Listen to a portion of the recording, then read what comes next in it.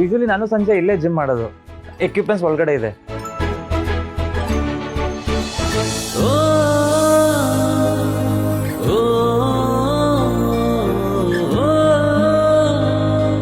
ಅಯ್ಯೋ ನನ್ ಕೈಲಾಗಲ್ಲಪ್ಪ. ಏನಾಗಲ್ಲ.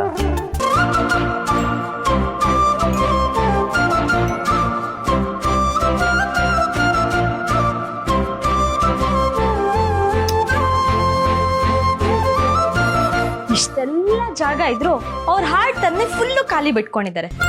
ಅವ್ರಿಗೆ ಹಾರ್ಟು, ಈ ಗೋಡೆ ಮೇಲೆ ಆಟು, ಇದೆರಡು ನಾನೇ ನೋಡ್ಕೊಳ್ತೀನಿ.